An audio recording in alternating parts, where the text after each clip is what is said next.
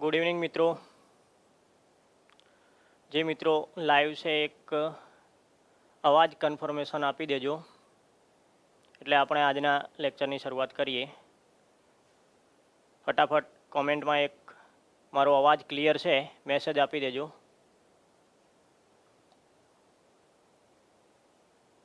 કે આજના આ વિજ્ઞાન અને ટેકનોલોજીના સેશનમાં શરૂ કરતાં પહેલાં એક અવાજ કન્ફર્મેશન આપી દેજો જે મિત્રો લાઈવ છે મિત્રો.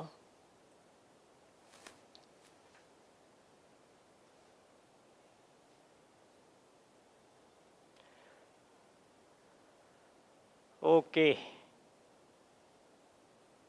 નવનીતભાઈ, અરવિંદભાઈ, ગાયત્રીબેન, હા ઓકે. તો તમે કદાચ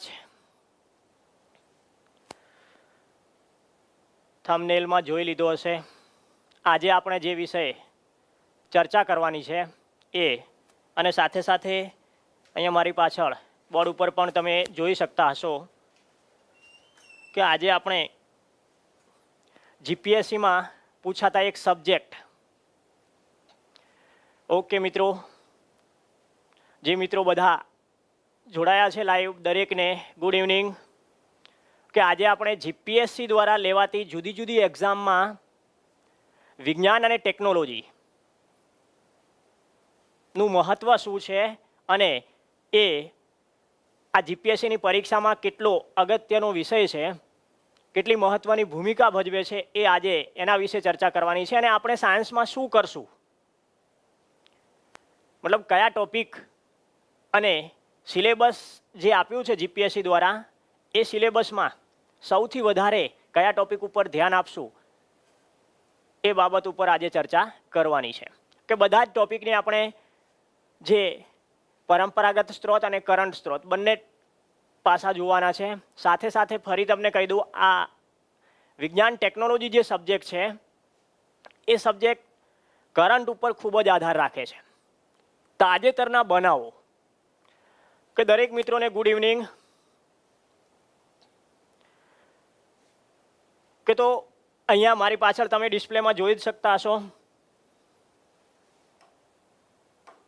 જીપીએસસી દ્વારા લેવાતી તમામ પરીક્ષાઓ, ખાસ કરીને તાજેતરમાં જેના એપ્લિકેશન સ્ટાર્ટ થઈ ગયા છે. કે Bhurabhai, Gujarat public service commission GPSC, yes Dhruvika, એ જ કહેવાનું છે. આજે આપણે ટેકનોલોજી કઈ રીતે કરવાનું છે અને કેટલા ટોપિક કરવાના છે, મતલબ એના પેપર સાથે સાથે આપણે એ પણ જોવાનું છે કે ટેકનોલોજી બહુ વિશાળ છે પણ આપણે કેટલું કરવાનું છે. યસ, મહત્વના ને અગત્યના ટોપિક.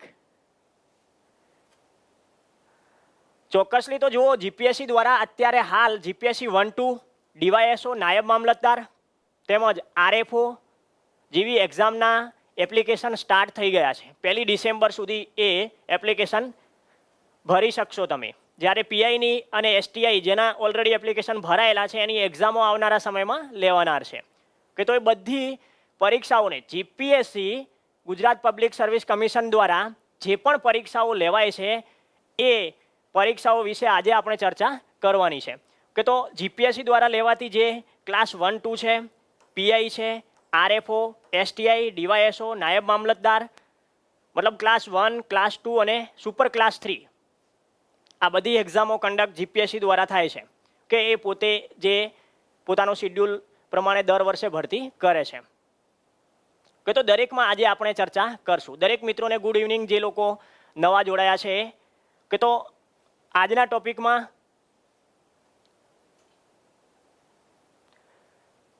વિજ્ઞાન અને ટેકનોલોજીના મુખ્ય ટોપિક કયા કયા છે, મતલબ તમે સિલેબસ જોશો તો બહુ આમ લાંબુ લખેલું છે, પણ સીધી અને સચોટ ભાષામાં કહું તો આટલા ટોપિક વિજ્ઞાન ટેકનોલોજીમાં કરવા પડશે. કે જુઓ, અહીંયા પેલા છે સ્પેસ ટેકનોલોજી, જેને આપણે અવકાશ વિજ્ઞાન કહીએ છીએ. ઈસરો મુખ્ય પાર્ટ છે એનો.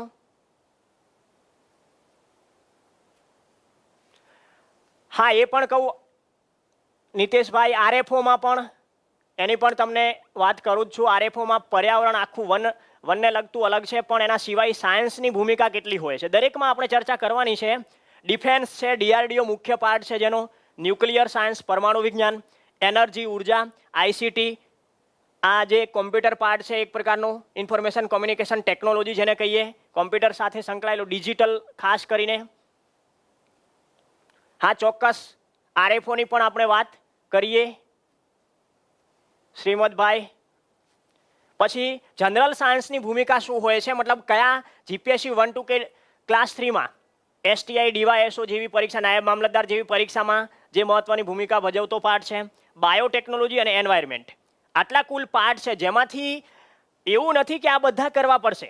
હું તમને દરેક પરીક્ષા વાઇઝ કહું છું કે કયા ટોપિકમાં કઈ એક્ઝામ માટે કયો ટોપિક ખૂબ અગત્યનો છે. હવે તમે જોશો તો GPSC 1-2 ની સામાન્ય જે ભરતી હોય છે એમાં તમે જુઓ તો 400 માર્કનું પેપર હોય છે, પ્રિલિમ્સ 400 માર્કનું. યસ ચોક્કસ રવિરાજસિંહ, હા DYSO અને નાયબ મામલતદાર STI બધા માટે હું અહીંયા ચર્ચા કરવાનો છું. તમે થોડું અહીંયા ખાલી ધ્યાન આપશો. આપણે બધા સ્ત્રોતની પણ ચર્ચા કરશું કે ક્યાંથી આ સાયન્સ વાંચવાનું છે કે GPSC. આના સિવાય તમે જુઓ RFO પણ અહીંયા આવી જશે. એ ક્લાસ 2 છે. આના સિવાય PIની એક્ઝામ 300 માર્ક છે અને STI, DYSO, ડેપ્યુટી મામલતદાર આ બધામાં 200 માર્ક છે. કે તો સામાન્ય રીતે ગુણભારની દ્રષ્ટિએ આપણે જોવા જઈએ કે તો આ બધામાં તમે જોશો તો 400 માર્ક, 300 માર્ક અને 200 માર્ક. આ પ્રિલિમ એક્ઝામની વાત છે, PT પ્રિલિમ ટેસ્ટ જે છે એની વાત છે. હા હસમુખભાઈ, કે બધી જગ્યાએ મોસ્ટલી તમને ઉપલબ્ધ છે, ઓનલાઈન પણ મળે છે ગુજરાત વિદ્યાર્થી પર. કે તો સામાન્ય રીતે આ બધામાં કુલ 8 સબ્જેક્ટ હોય છે. 8 સબ્જેક્ટને ડિવાઈડ કરીને એ લોકો એવરેજલી મોટા ભાગે સાયન્સના પ્રશ્ન નીકળતા હોય છે. તો આ બધામાંથી તમે સામાન્ય રીતે જોવા જશો તો GPSC 1-2 ની પરીક્ષા હોય તો 400 માંથી 8 સબ્જેક્ટ પ્રમાણે તમે એને ડિવાઈડ કરશો તો 50 માર્ક સાયન્સનું વેટેજ જોવા મળશે તમને. 50 પ્લસ ઓર માઇનસ હોઈ શકે, 45 થી 55 ની વચ્ચે રહેશે. કે જ્યારે PIની પરીક્ષા હશે તો અંદાજિત 40 માર્ક જેટલું આને ડિવાઈડ કરશો તો 35 થી 45 ની આસપાસ. અને STI DYSO ડેપ્યુટી મામલતદાર જેવી પરીક્ષાઓની તમે તૈયારી કરો છો, ખાસ કરીને સુપર ક્લાસ 3, આ ક્લાસ 3 છે તો એમાં જોવા જશો તો અંદાજિત 25 માર્કનું વેટેજ હોય છે. કે તો ઘણો બધો કહી શકાય એટલો છે. 200 માર્કમાંથી 25 માર્ક સાયન્સના છે સીધી રીતે, જેમાં આ જે ભાગ છે એમાં પણ સૌથી વધારે વિશેષ કયા એક્ઝામમાં કયા ટોપિક પર વધારે ધ્યાન આપશો. કે તો અહીંયા પણ આ બધા ટોપિકને આપણે ડિટેલમાં પણ જોવાનું છે કે કયા ટોપિકમાં શું કરવું જોઈએ. ઓકે, તો જો space technology, defence, nuclear, energy આ બધા પાર્ટમાંથી આ પ્રમાણે કંઈક વેટેજમાં GPSC પ્રશ્ન પૂછે. સિલેબસને ખાસ વળગી રહેવાનું છે. સિલેબસ બહુ અગત્યનો છે. યસ ચોક્કસ અખિલભાઈ, એ પણ હું તમને કહું છું સાયન્સ માટે આપણે છેલ્લે આ સોર્સ માટે કઈ બુક ક્યાંથી આ બધા જે ટોપિક છે એ આપણે વાંચવાના છે એ પણ તમને લાસ્ટમાં કહું છું. બધું જ એક વખત તમે સમજી લો ખાલી.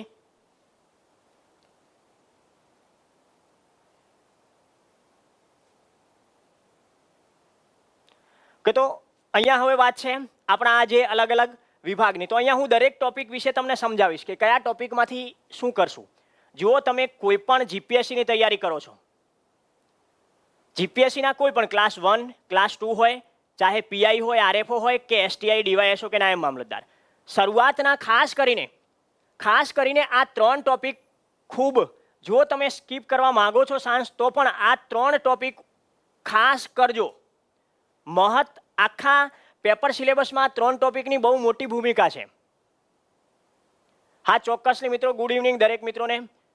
કે પણ હા Piyushbhai, mostly science, economics current base જ હોય છે. એટલે તમારે કરંટ વ્યવસ્થિત કરવાનું છે, પણ કરંટ કરતાં પહેલાં સાયન્સનો જે પરંપરાગત પાર્ટ છે ઇતિહાસ છે એ એક વખત સમજી લેવો જરૂરી છે.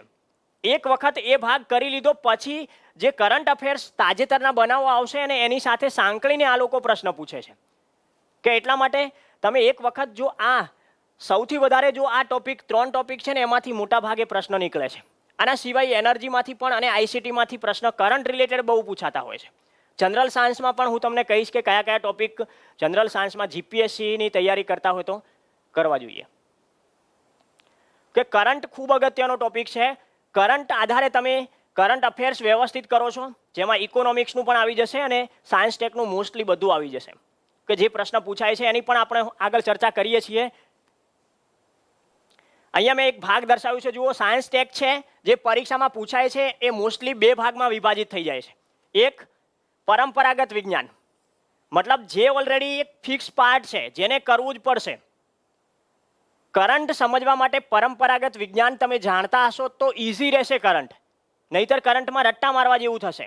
ડાયરેક્ટલી જીએસએલવી માર્ક 3 નું પરીક્ષણ થયું તો એ જીએસએલવી શું છે, જીએસએલવી શું છે, એની અંદર એન્જિન સ્ટેજ કેટલા હોય છે, ફ્યુલ કેટલું વપરાય છે, જીએસએલવી કઈ કક્ષામાં વપરાય છે, એ બધું જાણતા હોવા જોઈએ. હા, ચોક્કસ ધ્રુવિકા આની પીડીએફ પણ મળશે તમને. કે તો આ પરંપરાગત સાયન્સ છે. પરંપરાગત સાયન્સ એટલે શું છે કે જે ફિક્સ પાર્ટ છે, જે ઇતિહાસ આગળ જે બની ગયું છે ભૂતકાળમાં એની વાત છે. કે તો ભૂતકાળમાં જે ઘટના બનેલી છે જેની સાથે ઇતિહાસ રચાયેલો છે અથવા ભૂતકાળમાં જે સંસ્થાઓ રચાઈ છે એ આપણે કરવી પડશે. ઉદાહરણ તમે જોઈ શકો અહીંયા ઈસરો છે, ડીઆરડીઓ છે, એ બધાનો ઇતિહાસ. ઈસરો ક્યારે બન્યું એની સાથે સંકળાયેલી અલગ અલગ ભાગ, અવકાશ આયોગ શું છે, આયોગના હેતુઓ શું છે, એના વિશે એ પણ હું તમને ડિટેલમાં બતાવું છું કે અહીંયા આપણે કયા પાર્ટ કરશું. કરંટ પછી આવશે એની સાથે. ઉપગ્રહ શ્રેણીઓ છે, કક્ષાના પ્રકાર છે, આ બદલાવાના નથી. લો અર્થ ઓર્બિટ છે તો એ લો અર્થ ઓર્બિટ ત્યાં જ રહેવાની છે, પણ કોઈ સેટેલાઇટ જ્યારે પ્રક્ષેપણ થશે, PSLV C-49 હમણાં પ્રક્ષેપણ કરવામાં આવ્યું રોકેટનું, એમાં જે ઉપગ્રહ છોડાયો છે તો અહીંયા તમને ડાયરેક્ટલી એવો ખ્યાલ હોવો જોઈએ કે આ PSLV ધ્રુવીય કક્ષામાં ગયો છે, લો અર્થ ઓર્બિટમાં ગયું છે. જનરલ સાયન્સ, હા જનરલ સાયન્સનું પણ વેઇટેજ અલગ અલગ છે જયભાઈ, એ પણ હું તમને લાસ્ટમાં કહું છું. કઈ એક્ઝામની તૈયારી કરો તો જનરલ સાયન્સને ધ્યાન આપશો, ખાસ કરીને 1, 2 માં નહીં આપો તો ચાલશે. એ પણ આપણે આગળ ચર્ચા કરીએ ડિટેલમાં બધી જ. પછી કક્ષાના પ્રકાર છે તો એ એક વખત કરી લો એટલે ફિનિશ થઈ ગયું. પછી તમને એ લોકો હાઈ અર્થ ઓર્બિટ પૂછે, લો અર્થ ઓર્બિટ પૂછે, સિંક્રોનસ કક્ષા પૂછે, સ્ટેશનરી કક્ષા પૂછે, કોઈ પણ પૂછે. હા ચોક્કસ આરવી પાયનભાઈ, હા એ જ સિલેબસને વળગી રહેવાનું છે જીપીએસસીમાં ખાસ. એના પછી જુઓ મિસાઇલ વર્ગીકરણ, તો મિસાઇલમાં ક્રૂઝ મિસાઇલ છે તો એ ક્રૂઝ જ રહેવાની છે. પણ પરીક્ષામાં આ લોકો એવું પૂછે કે તાજેતરમાં જે બ્રહ્મોસ મિસાઇલનું હમણાં 2 દિવસ પરમ દિવસે જ પરીક્ષણ થયું, તો બ્રહ્મોસ કેવી છે, ક્રૂઝ છે કે બેલાસ્ટિક છે? તો ક્રૂઝમાં શું તફાવત હોય, બેલાસ્ટિકમાં શું હોય, એ જાણતા હોવા જોઈએ. તો કરંટ તમે વાંચવા બેસશો ત્યારે તમને આમ મજા આવશે અને તમે સમજી શકશો સરળતાથી. પછી આ એક ડીઆરડીઓનો પ્રોગ્રામ છે, ઇન્ટિગ્રેટેડ ગાઇડેડ મિસાઇલ ડેવલપમેન્ટ. બીજા ઘણા બધા છે. મતલબ એક પરંપરાગત સાયન્સ છે જે આપણે પહેલેથી તૈયાર કરી લેવાનું છે અને પછી એની સાથે કરંટને સાંકળવાનું છે. ઓકે, તો કરંટ આપણે પરંપરાગત કરીને કરંટ કરશું તો કોઈ પણ વસ્તુ તૈયાર કરવામાં સરળતા થઈ જશે. કે અહીંયા હવે હું તમને કરંટ આધારિત બતાવું છું. PSLV C-49 હમણાં જ આ મહિનામાં જ આનું પરીક્ષણ થયું. તો PSLV શું છે એ અહીંયા આપણે જાણી લેવાનું છે. અહીંયા આવશે એટલે ખાલી આપણે એની સાથે કઈ કઈ ઘટના સંકળાયેલી છે. પછી INS વિરાટ હમણાં જ નિવૃત્ત થયું યુદ્ધ જહાજ, આપણા ગુજરાતમાં જ આને લાવવામાં આવ્યું એટલે આ કરંટમાં આવ્યું. આ બધા કરંટમાં આવેલા છે. COVID-19 આખું વિશ્વ જેનાથી પરેશાન છે અત્યારે, હમણાં બીજી લહેર ચાલી રહી છે. હા ચોક્કસ કેડીભાઈ, એ પણ હું તમને કહું જ છું. અહીંયા તમને જનરલ સાયન્સની ભૂમિકા જીપીએસસીમાં શું છે એ પણ કહું છું. થેન્ક યુ પિયુષભાઈ. પછી આરોગ્ય સેતુ એપ, આ એક આઈસીટી જેવો પાર્ટ કહી શકાય, આઈસીટીનો જ પાર્ટ છે એવું માની લો. આરોગ્ય સેતુ એપ, જે રીતે ભીમ એક ડિજિટલ એપ છે એ રીતે આ પણ એક ડિજિટલ છે. અગ્નિ, હમણાં જ અગ્નિ 4 નું પરીક્ષણ થયું, રાત્રિ પરીક્ષણ, મતલબ દિવસે ઉપયોગ કરી શકાતી મિસાઇલોનું રાત્રે. તો અગ્નિ 4 શું છે એ જાણવા માટે શું હોવું જોઈએ, પરંપરાગત વિજ્ઞાનમાં બધી ડિટેલ જાણતા હોવા જોઈએ આપણે. તો એને પછી આમ કરંટ સાથે સાંકળી લેવાનું છે. હા પિયુષભાઈ, પણ સિમ્પલી પહેલા તમે આ પરંપરાગત સ્ત્રોત જાણો છો તો આ તૈયાર કરવામાં મજા આવશે. પૃથ્વીનું પરીક્ષણ થયું, રાફેલ બહુ ચર્ચિત, છેલ્લા 2 વર્ષથી આ ચર્ચિત લડાકુ વિમાન છે. સંસદમાં પણ આના વિશે બહુ ચર્ચા થઈ ગઈ, કૌભાંડ થયું ને પેલું થયું ને આમ થયું ને. રાફેલ ઓલરેડી ભારતીય ફોર્સમાં 2 જૂથમાં અલગ અલગ રીતે પહોંચી આવ્યા છે. કે તો અહીંયા સિમ્પલી તમે જોવા જાઓ તો science and tech mostly 70% base current આધારિત છે, 70%. પણ એ કરંટ વ્યવસ્થિત સમજવું છે, વ્યવસ્થિત સમજવું છે. Thank you શ્રીમદભાઈ. સાયન્સ અને ટેકના કરંટ અફેર્સને વ્યવસ્થિત સમજવું છે તો પરંપરાગત સ્ત્રોત કરવું પડશે મિત્રો. એ જાણતા હશો તો કરંટ વ્યવસ્થિત સમજી શકશો. બાકી ખાલી કરંટ અફેર્સ ઉપર જશો તો પરંપરાગત સ્ત્રોત નહીં જાણતા હોય તો એકાદ 2 ઓપ્શન એવા પણ જીપીએસસીના તો આપણને ખ્યાલ છે 4 ઓપ્શન જાણતા હોય તો જવાબ લખી શકો. તો એકાદ 2 ઓપ્શન એ આ જે પરંપરાગત સ્ત્રોત છે એમાંથી એ લોકો મૂકી દેશે. અને એ જો જાણતા નહીં હો, ખાલી કરંટને લઈને બેસી રહેશો તો નહીં થાય. કે તો આ ભાગ 30% જેટલો જીપીએસસીમાં વેઇટેજ ધરાવે છે. કે મતલબ સાયન્સ ટેકમાં બેઝિકલી તમે એક વખત થોડા પરંપરાગત ભાગને કરી લો એટલે બાકીનું બધું ક્લિયર થઈ જાય. કે તો આપણે આ બધા જ જે આગળ મેં તમને ચેપ્ટર કહ્યું છે, સ્પેસમાં શું કરશું, ડિફેન્સમાં શું કરશું, ન્યુક્લિયરમાં શું કરશું, એ બધાની આગળ કન્ટિન્યુ ચર્ચા કરવાની છે. ઓકે, તો મુખ્યત્વે તમે હવે તો ખ્યાલ આવી ગયો હશે કે સાયન્સમાં કરંટ અફેર્સ પર ધ્યાન આપવાનું છે. પણ એના પહેલા કોઈ પણ બુકમાંથી આપણે પરંપરાગત સ્ત્રોત તૈયાર કરવાનું છે. યસ, ચોક્કસથી જયભાઈ, એ પણ હું તમને કહું છું, પરંપરાગત સ્ત્રોત માર્કેટની ગુજરાતીમાં મળતી માર્કેટની કોઈ પણ બુક વાંચો સાયન્સ અને ટેક માટે તો એમાંથી તમને આ પરંપરાગત સ્ત્રોત વિશે માહિતી મળી જશે. ચાહે અહીંયાથી પણ તમને એ મટીરિયલ આપવામાં આવશે કે હા ચોક્કસ શ્રીમદભાઈ પાયો મજબૂત હોવો જોઈએ. મતલબ કરંટ અફેર્સ ડાયરેક્ટલી કરશો તો કેવું થશે, પાયા વગરનું ઉપર જે ઘરમાં ધાબો ભર્યો હોય એના જેવું થશે. હા રાજદીપભાઈ, એ પણ કરંટ અફેર્સ પૂછાય બધામાં છે, બધામાં તમને કહું છું 70% કરંટ અફેર્સ સાયન્સ ટેકનો પૂછાય છે. પણ કરંટ અફેર્સ ડાયરેક્ટલી નથી કરંટ અફેર્સ ઉપર જવાનું, સીધું આ જાણતા હોવા જોઈએ પરંપરાગત સ્ત્રોત. કે હા એ હું તમને કહું છું પાઠકભાઈ, ચોક્કસલી આપણે લાસ્ટમાં ચર્ચા કરશું કે આ શામાંથી તૈયારી કરશું. આગળ જોઈએ ટોપિકમાં.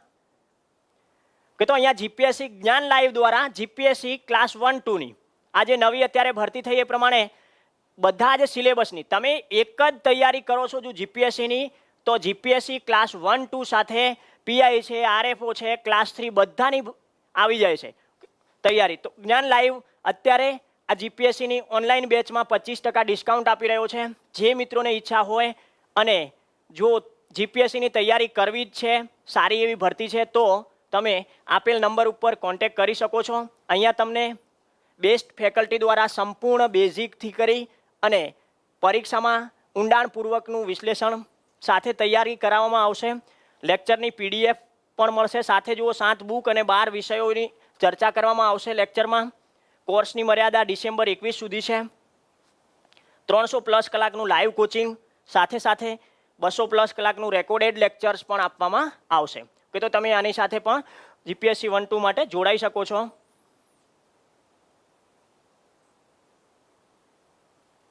કે તો હવે વાત છે આપણે દરેક ટોપિકને ડિટેલમાં કયા પરંપરાગત મેં તમને કહી દીધું કે પરંપરાગત કરવાનું છે.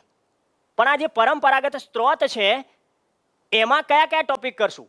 કે તો પહેલાંય તમને કહી દીધું, જો તમે સાયન્સને સ્કીપ કરવા માગો છો તો ખાસ મિત્રો એટલું કહું છું કે સ્પેસની અંદર સાયન્સની અંદર 3 ટોપિક ખાસ કરજો, તમને બહુ બેનિફિટ થશે. જેમાં એક સ્પેસ ટેકનોલોજી, ડિફેન્સ ટેકનોલોજી અને ન્યુક્લિયર સાયન્સ, આ 3 તો ખાસ કરજો કે જેનું તમને મહત્તમ વેટેજ જોવા મળે જીપીએસસીના પેપરમાં કરંટની દ્રષ્ટિએ અને એનું જે મૂળ ભાગ છે એ દ્રષ્ટિએ. કે તો અહીંયા સ્પેસ ટેકનોલોજીની વાત કરીએ તો એમાં કયા ટોપિક અગત્યના છે જે પરંપરાગત કોઈ માર્કેટની કોઈ પણ બુક ઉપાડશો, તમે સાયન્સ અને ટેકની માર્કેટમાં મળતી કોઈ પણ બુક ઉપાડશો તો એની અંદર તમને આ ટોપિક જોવા મળશે.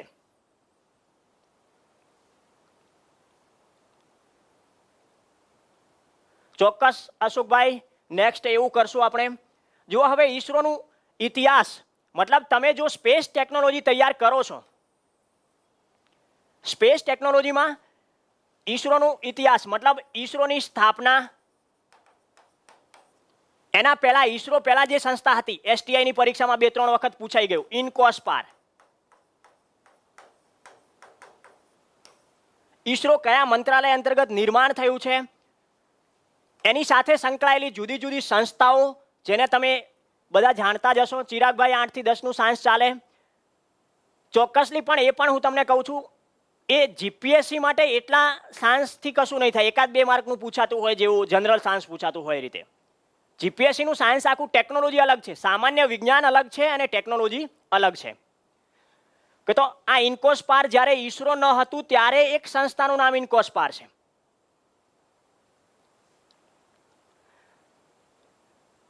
હા ઉજેબભાઈ, એ પણ તમને કહું જનરલ સાયન્સનું મહત્વ કેટલું છે. તમે સ્કીપ કરી શકો છો એક ટાઈમ, ખાસ કરીને ક્લાસ 1-2માં. એસટીઆઈ છે, ડીવાયએસઓ છે, નાયબ મામલતદારમાં થોડું કરવું પડે. એ પણ એક ફિક્સ ટોપિક છે જેમાંથી જનરલ સાયન્સ કરો તો બહુ થઈ ગયું. કે એની પણ આગળ ચર્ચા કરું છું. કે તો અહીંયા વાત છે, ઈસરો શું છે એ જાણતા હોવા જોઈએ તમે. ઈસરોની સ્થાપના થઈ એના પહેલા શું હતું એ પણ જાણતા હોવા જોઈએ. એના સિવાય સામાન્ય રીતે તમે ઈસરોની સંસ્થાઓ બધી જાણતા હોવા જોઈએ. આઈસેક છે, આના સિવાય સેક છે, એચડીએસસી છે, વીએસએસસી છે, ઘણી બધી 21 જેટલી સંસ્થાઓ છે ઈસરો સાથે, જે અલગ અલગ કામગીરી. રોકેટ પ્રક્ષેપણ સેન્ટર, ઉપગ્રહ લોન્ચિંગ સ્ટેશન, ગુજરાતમાં જે સ્પેસ એપ્લિકેશન સેન્ટર છે. હા રાજેન્દ્રભાઈ, તો આ બધા જાણતા હોવા જરૂરી છે. આના પછી અવકાશ આયોગ, આ પણ બેંગલુરુ ખાતે આવેલું છે. સ્પેસ કમિશન, જે રીતે જીપીએસસી કમિશન છે એ રીતે એક સ્પેસ કમિશન છે, જેની દર વર્ષે બેઠક મળીને આવનારા મિશન નક્કી કરે છે ઈસરો માટે. એમાં તમે જુઓ ઉપગ્રહ નિર્માણ, તો ઉપગ્રહ નિર્માણ છે તો એની 2 શ્રેણીઓ છે, ઇનસેટ અને આઈઆરએસ. આ 2 શ્રેણીઓ છે. શરૂઆતમાં તમે જોશો તો આપણા ઉપગ્રહ કયા નામે હતા? ઇનસેટ. યસ, આર્યભટ્ટ છે. હવે અહીંયા એજ્યુકેશન હબ્સ કહી રહ્યા છે આર્યભટ્ટ, પણ આર્યભટ્ટ કઈ શ્રેણીમાં આવે છે એ તમને ખ્યાલ હોવો જોઈએ, ઇનસેટ કે આઈઆરએસમાં. ઓકે, એ તમને ખ્યાલ હોવો જોઈએ. હવે જુઓ, ઇનસેટ શ્રેણી છે એનું બીજું નામ શું છે? ઇનસેટ આપણે જે તે વખતે અમેરિકાની મદદથી શરૂ કરી હતી, પણ આ ઇનસેટ પાછળ જતા બીજા એક નામે ઓળખાય છે. ઉજયભાઈ, હા કરંટ બેઝ હોય છે. કરંટ ખાલી કરશો તો સમજાશે જ નહીં જીપીએસસીમાં. આધાર બેઝ નહીં જાણતા હોય તો કરંટ એકલું નહીં ચાલે. હા કાજલભાઈ, કે તો અહીંયા સામાન્ય રીતે તમને એ જ કહું છું કે ઇનસેટ શ્રેણી, જે લોકો લાઈવ છે એમાંથી જવાબ આપશો. ઇનસેટ શ્રેણી હવે કયા નામે? યસ ગૌતમભાઈ, હા ચોક્કસ. ઇનસેટ શ્રેણી 2001 થી એનું નામ બદલી દેવામાં આવ્યું. ઇનસેટની જગ્યાએ શું થઈ ગયું? જીસેટ. હવે તમને આ કયા નામે જોવા મળે છે? જીસેટ. કે તો જીસેટ શ્રેણી પણ ઓર્બિટ પ્રમાણે અલગ અલગ હોય. હા ચોક્કસલી. જીપીએસસી ક્લાસ 1, 2 અને ક્લાસ 3, જીપીએસસી ક્લાસ 1, 2 આરએફઓ, સાથે સાથે ક્લાસ સુપર ક્લાસ 3માં ડીવાયએસઓ નાયબ મામલતદાર, આના સિવાય ઓફિસ સુપ્રિન્ટેન્ડન્ટ ઓએસની ભરતી અત્યારે ચાલુ છે. કે તો અહીંયા તમે જીસેટ, આઈઆરએસનું હમણાં નામ બદલ્યું છે. કોઈ જાણતા હોય તો જવાબ આપશો. તાજેતરમાં હવે સરકારે આઈઆરએસ શ્રેણી ઉપર જે અલગ અલગ ઉપગ્રહ જતા હતા એનું નામ બદલીને એક નામ આપી દીધું છે. મને ખાલી કોમેન્ટ બોક્સમાં જવાબ આપો. આઈઆરએસ શ્રેણી હવે કયા નામે ઓળખાશે? યસ જયભાઈ, હા જીસેટ આગળ જે હતું એ. આઈઆરએસ શ્રેણી હવે, આઈઆરએસ શ્રેણીના ઉપગ્રહ હવે કયા નામે ઓળખાશે? યસ પ્રકાશભાઈ, હા ચોક્કસ સાચો જવાબ છે. આઈઆરએસ શ્રેણી છે દૂર સંવેદી શ્રેણી, જેને કહેવાય ઇન્ડિયન રિમોટ સેન્સિંગ શ્રેણી, એ હવે એક ચોક્કસ શ્રેણીના નામ પર શરૂ થઈ ગઈ છે. તો એ કયા નામે છે? ખાલી મને જવાબ આપો. રાઠોડભાઈ, લાસ્ટ ડેટ 1 ડિસેમ્બર છે. આનો મને જવાબ આપો. આઈઆરએસ શ્રેણી હવે કયા નામે હશે? આઈએસએસ નહીં શ્રીમદભાઈ.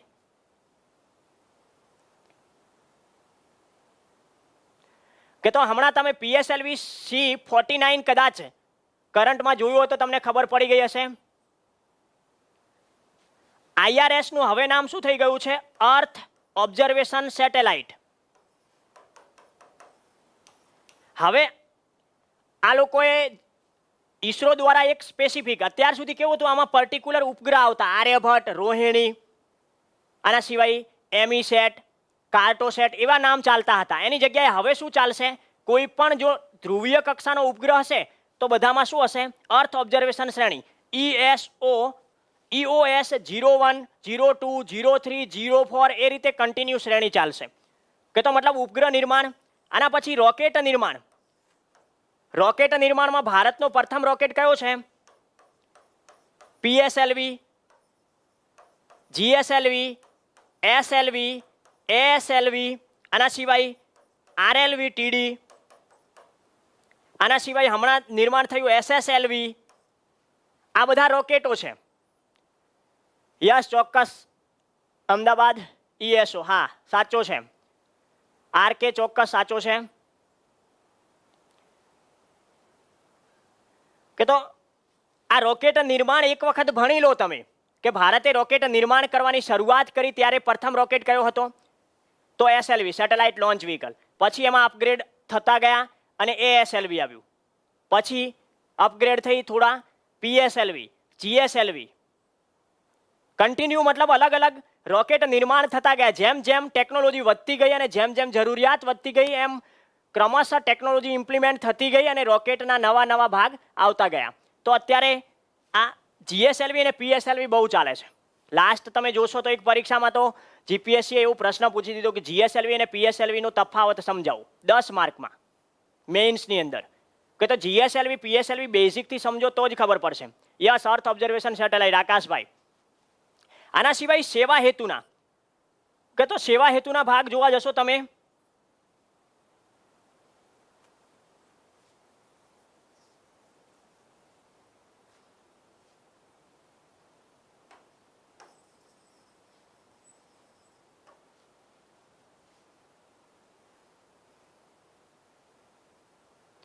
આ જે સેવા હેતુનો ભાગ છે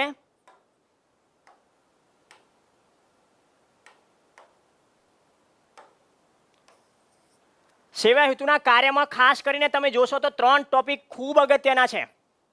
આ 3 ટોપિકમાં ખાસ કરીને એક IRNSS, આના સિવાય ગગન, આના સિવાય ભુવન. આ મોટા ભાગે પરીક્ષામાં પૂછાતા હોય. ઈસરો લોકોને કઈ રીતે મદદ કરી શકે એ મોટા ભાગના ટોપિક તરીકે જોવા જઈએ તો IRNSS બહુ ચર્ચામાં છે. 2013 થી આપણું પોતાનું GPS, જેને આપણા PM દ્વારા નાવિક નામ આપવામાં આવ્યું છે. નાવિક. ઉપગ્રહ સેટેલાઇટ, જે ઠાકોરભાઈ, સેટેલાઇટ એટલે ઉપગ્રહ, ભારતના ઉપગ્રહ. ઓકે, તો સામાન્ય રીતે હવે તમે અહીંયા જોશો તો આ IRNS, ગગન છે, ભુવન છે, મોટા ભાગે અહીંથી પ્રશ્ન પૂછાતા. આ બેઝિક છે, એક વખત તૈયાર કરી લો. જ્યારે જ્યારે કરંટમાં આવે એટલે આ ટોપિકમાંથી પ્રશ્ન આવે. તાજેતરમાં હમણાં ભુવન ચર્ચામાં આવ્યું. કે તો ભુવન જે ગૂગલ અર્થ છે ને એના જેવું છે. ભુવન ગૂગલ અર્થ જેવું છે. ગૂગલ અર્થમાં તમે જે લોકેશન જાણી શકો એમ ભુવન છે. UN દ્વારા પણ આ ભુવનના કારણે ઈસરોની પ્રશંસા કરવામાં આવી. કોરોનામાં ભુવન બહુ સારી કામગીરી કરી હતી. આના સિવાય આ હમણાં ચર્ચામાં આવ્યું હતું IMO દ્વારા, ઇન્ટરનેશનલ જે મેરીટાઈમ બોર્ડ છે એમના દ્વારા હમણાં જ IRNSS જે ભારતનું GPS છે એને પ્રમાણિત કરી દેવામાં આવ્યું. વિશ્વમાં 4 જ GPS પ્રમાણિત છે જેનો ઉપયોગ હવે વૈશ્વિક સ્તરે લોકો કરી શકે એ હેતુથી. કે એના પછી વિશ્વ સાથે ભારતની અવકાશી સફર. મતલબ અહીંયા તમે શું જોશો તો ભારતે અવકાશમાં જ્યારે ઉડાન શરૂ ક્યારે કરી? વિશ્વના દેશોએ ઉડાન શરૂ ક્યારે કરી? સૌ પ્રથમ ઉપગ્રહ કયો હતો? વિશ્વનો કયા દેશનો ઉપગ્રહ હતો? એના પછી કયા દેશે સૌ પ્રથમ અવકાશમાં વ્હીકલ બનાવ્યા અવકાશમાં જવા માટે? એના પછી અવકાશમાં પ્રથમ નાગરિક કોણ છે? વિશ્વમાં કોણ છે? ભારતમાં કોણ છે? એના પછી તમારે જે જાણવું જરૂરી હોય વિશ્વ સાથે ભારતની અવકાશી, પ્રથમ મહિલા વિશ્વની કોણ છે? ભારતમાં પ્રથમ મહિલા કોણ છે? ગુજરાતી પ્રથમ મહિલા, આ બધા ટોપિક તમે કદાચ જાણતા હશો જીએસની દ્રષ્ટિએ પણ. એજ્યુકેશન હબ સેકન્ડ નહીં, ચોથા નંબરનો દેશ. ઓલરેડી અમેરિકાનું જીપીએસ, આના સિવાય રશિયાનું ગ્લોનાસ, ચાઇનાનું બાયડુ અને પછી આવશે ભારતનું. કે તો આ વિશ્વ સાથે ભારતની અવકાશી સફરમાં તમે જુઓ, યુરી ગાગરીન ફર્સ્ટ પુરુષ છે, નીલ આર્મસ્ટ્રોંગ ચંદ્ર પર જનાર પ્રથમ છે, રાકેશ શર્મા ભારતીય પ્રથમ છે, કુમારી ડી વેલેન્ટેલા તેરેસ્કોવા રશિયન પ્રથમ મહિલા અવકાશમાં જનાર પ્રથમ છે. જ્યારે ભારતમાં કલ્પના ચાવલા, ગુજરાતમાં સુનિતા વિલિયમ્સ, આવનારા સમયમાં ભારત ગગનયાનમાં પણ માનવી મોકલવાનું છે. તો એ વિશ્વ સાથે ભારતની અવકાશી સફરની વાત છે. આના પછી બીજા કેટલાક અગત્યના મિશનો જે વારંવાર કરંટમાં રહે છે, જે આવનારા સમયમાં આપણે ઈસરો દ્વારા મિશન પૂર્ણ કરવાના છે, અથવા એ પૂર્ણ થયા છે ને એની સાથે કોઈ કરંટ તથ્ય આવ્યું હોય તો. યસ વેદાંગભાઈ, IRNS એટલે Indian regional navigation satellite system. કે તો આ બધા ટોપિક એક વખત જોવા જરૂરી છે. ક્યાંક ને ક્યાંક રોજબરોજના કરંટમાં તમને આ ટોપિક નજરે પડશે. મંગળયાન બહુ જૂનું છે, મંગળયાન 1 2013-14નું, પણ હવે ભારતે જાહેરાત કરી કે ભારત 2024માં મંગળયાન 2 મોકલશે, જેમાં રોવર, લેન્ડર અને ઓર્બિટર 3 પાર્ટ હશે. તો 24માં મોકલશે, મતલબ એ મિશન હવે શરૂ છે.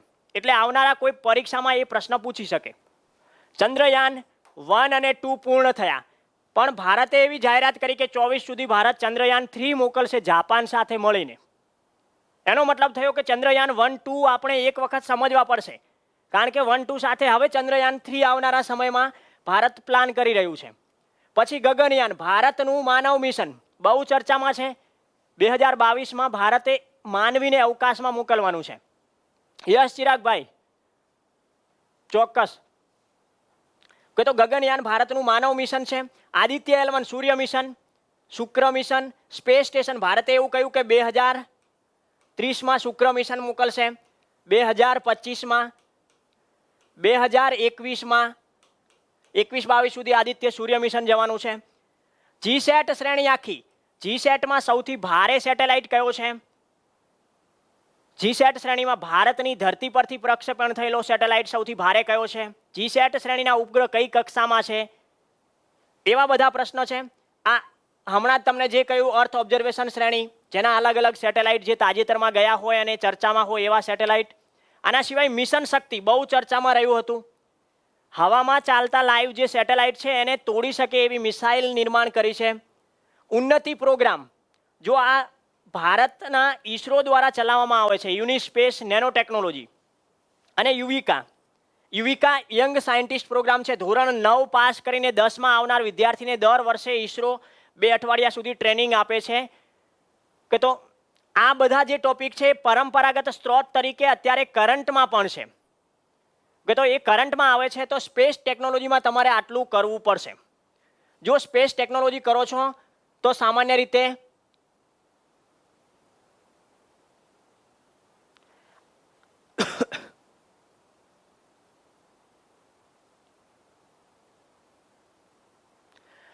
સ્પેસ ટેકનોલોજીમાં અવકાશ આયોગ, એની સાથે એના હેતુઓ, વિશ્વ સાથે ભારતની અવકાશી સફર, એના પછી ઈસરોના આ જુદા જુદા મિશનો. આટલું એક વખત કોઈ પણ બુકમાંથી વાંચી લેશો, પછી તમારે માત્ર ને માત્ર કરંટ અફેર્સ વાંચો છો એની સાથે બધું આવી જશે, પણ આ સમજવું જરૂરી છે. ચોક્કસ અર્પણભાઈ. એના પછી નેક્સ્ટ સ્પેસ ટેકનોલોજી પછી જોઈએ તો ડિફેન્સ ટેકનોલોજી.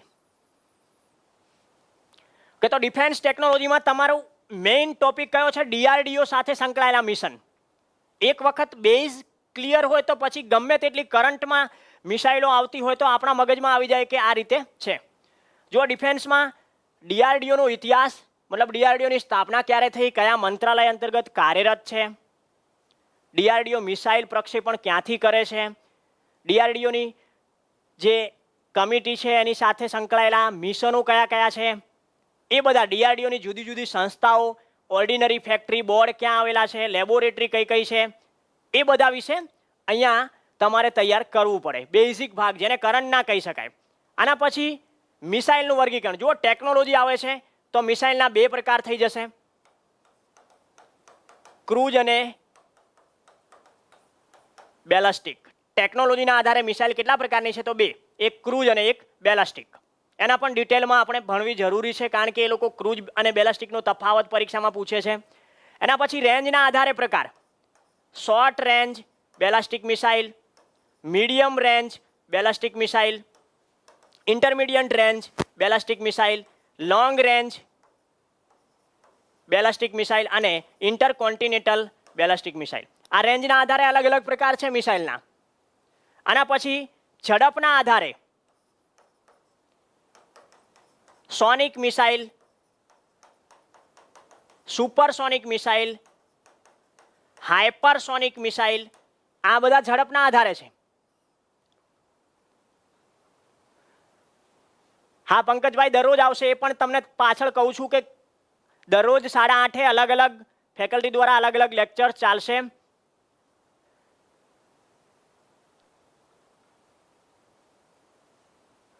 યસ આસ્તાભાઈ, તો આ ટેકનોલોજીના આધારે મિસાઇલના પ્રકાર છે. તો કયા? ક્રૂઝ અને બેલાસ્ટિક. બંને એક ડિટેલમાં સમજી લો એટલે ગમે તેવી મિસાઇલ પૂછી હોય આપણા મગજમાં ડાયરેક્ટ એન્ટ્રી થઈ જાય. પછી રેન્જના આધારે એટલે કે short range, medium range, intermediate range, long range અને ICBM. એના પછી ઝડપના આધારે સોનિક મિસાઇલ, સબસોનિક જેને કહીએ આપણે, સોનિક, સબસોનિક, સુપરસોનિક, હાઇપરસોનિક. ચિરાગભાઈ, બ્રહ્મોસ અત્યારે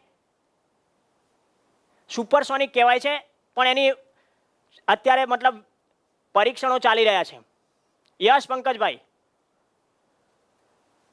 પછી ઝડપના આધારે જોયો, એના પછી પ્રકૃતિના આધારે, મતલબ મિસાઇલનો ઉપયોગ જે થાય છે અલગ અલગ ફોર્સમાં અલગ અલગ રીતે. તો પ્રકૃતિમાં તમે જોશો તો ભૂમિ મિસાઇલ, એના પછી ભૂમિથી હવા, હવાથી હવા અને હવાથી ભૂમિ. આના સિવાય એન્ટી ટેન્ક, મતલબ આવું લખેલું હોય, surface two surface missile, surface to air missile, air to air missile, air two surface missile. આના પછી ATM. આ અલગ અલગ મિસાઇલનું વર્ગીકરણ છે.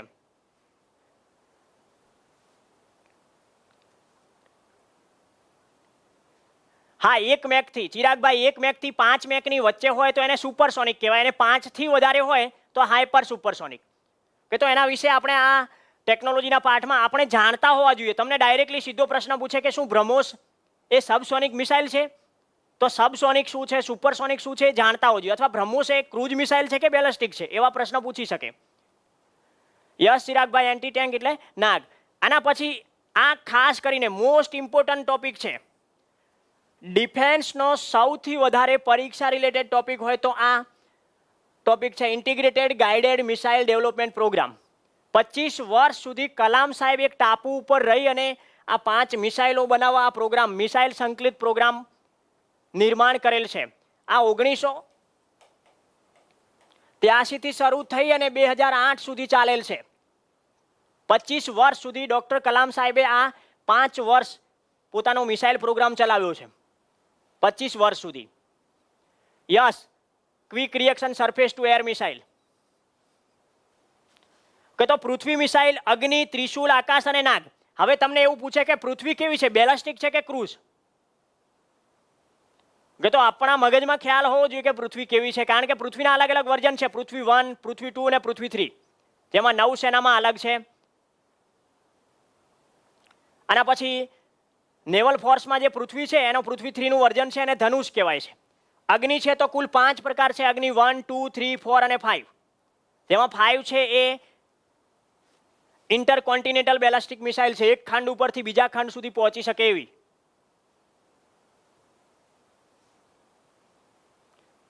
યસ, બેલાસ્ટિક મિસાઇલ પૃથ્વી કેવી છે તો બેલાસ્ટિક. એના પછી ત્રિશુલ છે, ક્રૂઝ મિસાઇલ, આકાશ ક્રૂઝ મિસાઇલ છે, નાગ પણ ક્રૂઝ છે.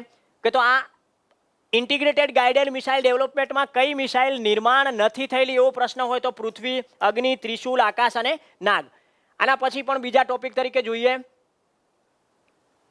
તો ડિફેન્સમાં જુઓ એન્ટી બેલેસ્ટિક. દુશ્મન દેશ આપણા ઉપર મિસાઇલ નાખે તો એને હવામાં જ તોડવા માટે ડીઆરડીઓનો એક પ્રોગ્રામ ચાલે છે જેને anti ballistic missile development program કહેવાય છે. ડીઆરડીઓનો જ પ્રોગ્રામ છે anti ballistic missile development program. તો આ anti ballistic missile development program DRDO દ્વારા જ ચલાવાય છે અને જેની અંદર 2 અલગ અલગ મિસાઇલો નિર્માણ થાય છે.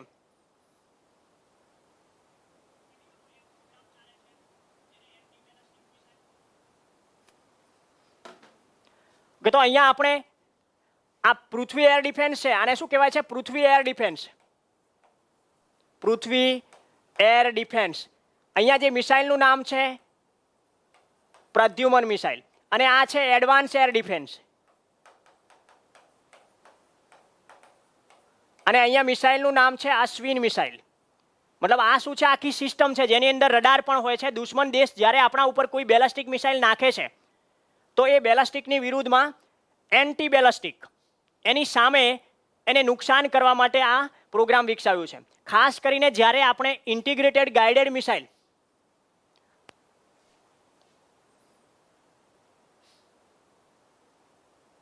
આપણે જ્યારે આ પ્રોગ્રામ વિકસાવ્યો હતો ત્યારે આપણી સામે પાકિસ્તાને પણ આવો જ પ્રોગ્રામ વિકસાવ્યો અને પાકિસ્તાને આપણા જેવી જ બેલાસ્ટિક મિસાઇલ બાબર, ઘોરી આવી અલગ અલગ મિસાઇલો વિકસાવી જેના કારણે દુશ્મન દેશ પાસે પણ એવી બેલેસ્ટિક મિસાઇલો આવી જેનાથી આપણને નુકસાન થઈ શકે. એટલા માટે ભારતે શું કર્યું? આ મિસાઇલ જે બેલાસ્ટિક મિસાઇલ છે એ બેલાસ્ટિક મિસાઇલ હવામાં જ તોડી પાડે, જમીન ઉપર ન આવે એટલા માટે આ પ્રોગ્રામ વિકસાવ્યો જેમાં પૃથ્વી એર ડિફેન્સ અને ડબલ એડવાન્સ એર ડિફેન્સ. આના સિવાય ડિફેન્સમાં બીજા કયા કયા ટોપિક કરવા પડશે?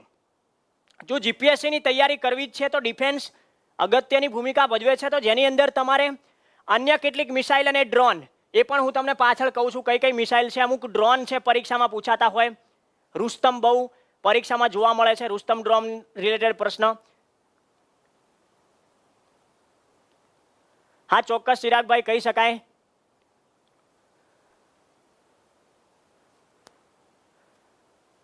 યસ અંકુરભાઈ. પિનાકા. બધી મિસાઇલો વિશે આપણે હમણાં હું તમને પાછળના ભાગમાં જ બતાવું છું. આના સિવાય કેટલીક ટેન્ક છે જે વારંવાર પરીક્ષણમાં આવે છે તો એ ટેન્ક અથવા તોપ જેને કહીએ એનો પણ આપણે તૈયાર કરવા પડશે. તોપ છે, યુદ્ધ જહાજ છે, કેટલાક યુદ્ધ જહાજ ભારત નિર્માણ કરી રહ્યું છે પ્રોજેક્ટ દ્વારા તો એ પણ તૈયાર કરવા પડશે. સબમરીન છે, જુદા જુદા દેશ સાથેના યુદ્ધ અભ્યાસ.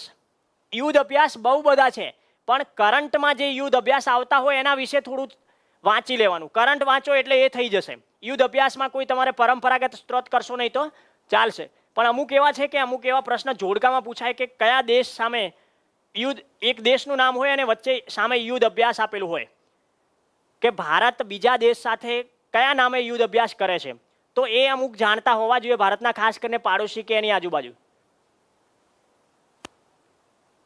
ચોક્કસ કૃણાલભાઈ. હા એ જ હું તમને એ જ કહું છું કે આપણે બેઝિક ક્લિયર કરવાનું છે તો કરંટમાં જે આવે છે બધું ઓટોમેટિકલી ક્લિયર થઈ જશે. યસ હોવિત્ઝર. ચોક્કસ ચિરાગભાઈ. કે એના પછી અભ્યાસ પ્રોજેક્ટ છે 75, 15, 20, 17 આ શું છે એના પણ આગળ ચર્ચા કરવાની છે. ડિફેન્સમાં એક વખત બેઝ કરી લો તો રોજે રોજ એના એ જ ડે ટુ ડે ચોક્કસ અંતરાલે કરંટમાં આવતા હોય છે પણ એક વખત જાણી લો. બ્રહ્મોસ શું છે જાણી લીધો તો પછી જ્યારે પણ બ્રહ્મોસનો પરીક્ષણ થાય ત્યારે એટલું જ જાણવાનું કે પરીક્ષણ અહીંયાથી થયું, આ એરક્રાફ્ટ ઉપરથી અથવા આ સબમરીન ઉપરથી અથવા તો આ જહાજ ઉપરથી પરીક્ષણ થયું તાજેતરમાં. એ રીતે પ્રશ્ન આપણો કવર થઈ જાય. હવે જુઓ અહીંયા ડીઆરડીઓનું મિસાઇલ પરીક્ષણ સેન્ટર કયું છે? ચાંદીપુર. આ બાલાસોર જિલ્લામાં ઓડિશામાં કલામ ટાપુ પર આવેલું છે. પહેલાં એનું નામ વ્હીલર ટાપુ હતું, હવે કલામ ટાપુ તરીકે ઓળખાય છે. 2015થી જ્યારે કલામ સાહેબનું નિધન થયું એના પછી ડીઆરડીઓએ કલામ સાહેબની યાદમાં એ ટાપુનું નામ બદલી દીધું છે.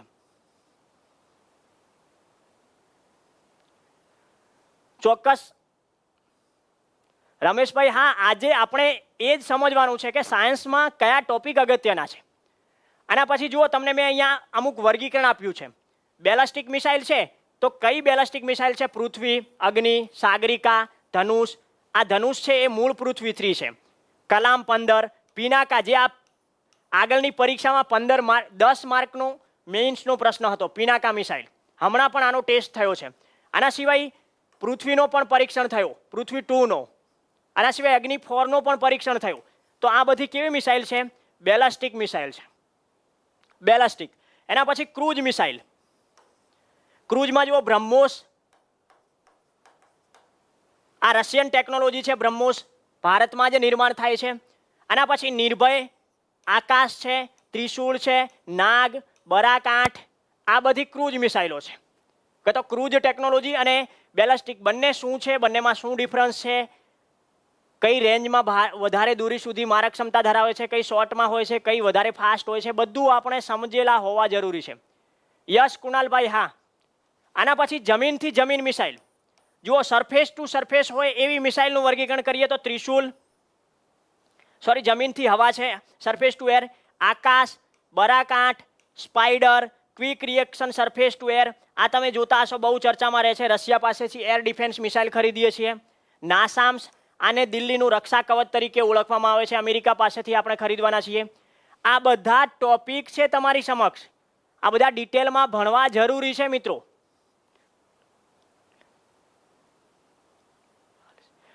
બાલસિંહ ગોયલભાઈ, ચોક્કસલી થઈ ગયો છે. 1-2 લેક્ચર જોશો તમને ખ્યાલ આવશે કે થઈ ગયા છે. આપણા જેમાં સાયન્સના બધા લેક્ચર એ રીતે જ છે. ચોક્કસ ભાવિનભાઈ, હા વિલેજ બોય, ચોક્કસ. આ બધા હું તમને અત્યારે ખાલી એ જ કહું છું. હા અંકિતભાઈ, બધા જ આપણે એ જ ચર્ચા કરવાની છે. અને જીપીએસસી 1, 2 અને ક્લાસ 3માં શું ડિફરન્સ છે સાયન્સના બેઝ ઉપર એ પણ આગળ ચર્ચા કરવાના છે. આના સિવાય જુઓ એટીએમ મિસાઇલ, એન્ટી ટેન્ક. નાગ છે, આ નાગનું જ વર્ઝન, હેલિકોપ્ટર એટલે હેલિના. હમણાં આનું નામ હવે ધ્રુવાસ્ત્ર પણ કહેવાય છે. ધ્રુવ નામનું એટેક હેલિકોપ્ટર છે, એના ઉપરથી પરીક્ષણ થયું છે. ચોક્કસ શ્રીમદભાઈ, આરએફઓ વિશે પણ જણાવવાનું છે. Main portable anti tank missile, આ એક ટેન્ક છે, એન્ટી ટેન્ક મિસાઇલ. આના સિવાય અમુક રશિયા પાસેથી ખરીદેલી. તો આ બધી એટીએમ મિસાઇલો છે. કેવી મિસાઇલો છે? એટીએમ, એન્ટી ટેન્ક મિસાઇલ, દુશ્મનની ટેન્ક વિરુદ્ધ. યસ ચોક્કસ Ravishbhai. Air to air missile, જો અસ્ત્રા મિસાઇલ ભારતની સૌથી નાની મિસાઇલ છે. અસ્ત્રા કે Astra missile, air to air missile, BVRAAM missile પણ કહેવાય છે. સૌથી નાની 80 થી 100 કિલોમીટર રેન્જ છે એની. કે આના સિવાય એન્ટી બેલાસ્ટિક મિસાઇલ, તો અહીંયા પ્રદ્યુમન આગળ આપણે ચર્ચા કરી અને અશ્વિન. અને તોપની વાત છે તો એક આ ધનુષ તોપ વિશે વાત છે, સ્વદેશી ઓર્ડિનરી ફેક્ટરી બોર્ડ ડીઆરડીઓની જે જબલપુર ખાતે આવે ત્યાં આ તોપનું નિર્માણ થાય છે. આના સિવાય બીજા પણ કેટલાક તમને હું કરંટ અફેર્સના ટોપિક આપું છું. M777, આ હોવિત્ઝર છે, એક પ્રકારની તોપ જ છે. હોવિત્ઝર શું છે? એક પ્રકારની તોપ જ છે. યસ શાહનવાજભાઈ, હા ચોક્કસ.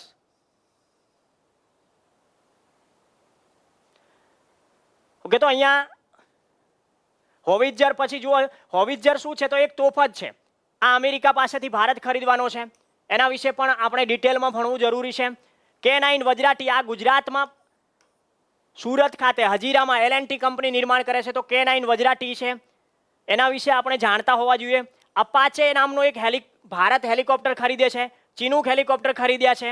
આ એટેક હેલિકોપ્ટર ભારત ખરીદે છે. તો અપાચેની ટેકનોલોજી શું છે, ચિનૂકની શું છે, કઈ કંપની નિર્માણ કરે છે અને કેટલા ખરીદે છે, એ બધા આપણે જાણતા હોવા જોઈએ.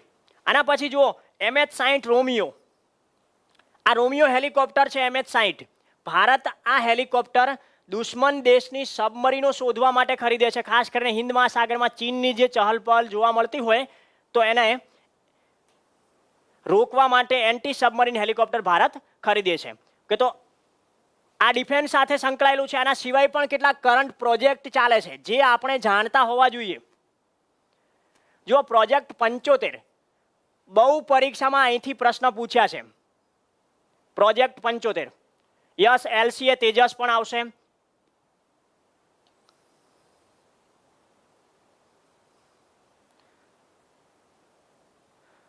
કે તો પ્રોજેક્ટ 75 શાને રિલેટેડ છે? તો સ્કોર્પિયન ક્લાસની સબમરીન છે. આ શું છે? તો સબમરીન. અહીંયા કલવરી છે, ખંડેરી છે, વેલા છે, વાગીર છે, વાઘશીર છે, આ બધી સબમરીનના શું છે તો નામ છે. એના પછી પ્રોજેક્ટ 15B શું છે તો આ એક યુદ્ધ જહાજ છે વિશાખાપટ્ટનમ ક્લાસના. વિશાખાપટ્ટનમ, મારમુગાવા, ઇમ્ફાલ અને પોરબંદર 4 જહાજ આમાં બનવાના છે, જેમાં પોરબંદર એક બાકી છે, બાકી 3 બની ગયા છે. પ્રોજેક્ટ 17 ગયા વર્ષે જ 19માં આ એન્ડ ભાગમાં રાજનાથસિંહ દ્વારા આનું અનાવરણ કરવામાં આવ્યું. 7 યુદ્ધ જહાજ બનાવવાના છે. દુશ્મન દેશની રડારમાં પણ ન પકડાય એવા યુદ્ધ જહાજ ભારત તૈયાર કરવાના છે. યસ જ્ઞાનગુરુ, ભારત પાસે અત્યારે કુલ કેટલી સબમરીન છે? 17, જેમાં 15 ડીઝલ ઇલેક્ટ્રિકલ પર ચાલે છે અને 2 પરમાણુ પર. પરમાણુ સબમરીન કઈ છે તો બધા જાણતા હશો, આઈએનએસ અરિયંત અને આઈએનએસ ચક્રા. કે તો આ બેઝિક ટોપિક છે જે તમારે કરવા પડશે. ચોક્કસ નરેન્દ્રસિંહ, આ બધા ટોપિક તમારે ડિફેન્સ સાથે કરવા પડે. આના પછી નેક્સ્ટ જોઈએ તો અહીંયા જ્ઞાન લાઈવ દ્વારા કેટલીક બેચ જેની અંદર અલગ અલગ ડિસ્કાઉન્ટ પણ ચાલે છે. કે તો ક્લાસ 3 છે, પીએસઆઈ એએસઆઈ સ્પેશિયલ કોઈ હોય, કોન્સ્ટેબલ પોલીસ માટે special, ATDO special, forest special, જે લોકોને પોતે એક ચોક્કસ ભરતીની તૈયારી કરતા હોય એવા લોકો માટે, ટેટ 1, 2, MPHW, અલગ અલગ જે મ્યુનિસિપલ કોર્પોરેશન દ્વારા અને પંચાયત દ્વારા જે ભરતીઓ લેવાય છે એના પણ તમે આ કોર્સ ખરીદી શકો છો, જેના માટે તમે આપેલ નંબર પર કોન્ટેક્ટ કરી અને અહીંયા સંસ્થામાં વાત કરી અને આ કોર્સ ખરીદી શકો છો. એના પછી વાત છે ન્યુક્લિયર સાયન્સ.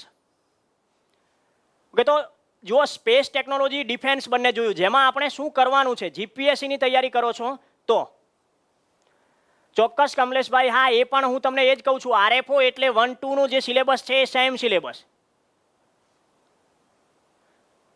ના ડિયર ઓપન છે યુટ્યુબ પર, હીરાભાઈ ઓપન છે યુટ્યુબ પર.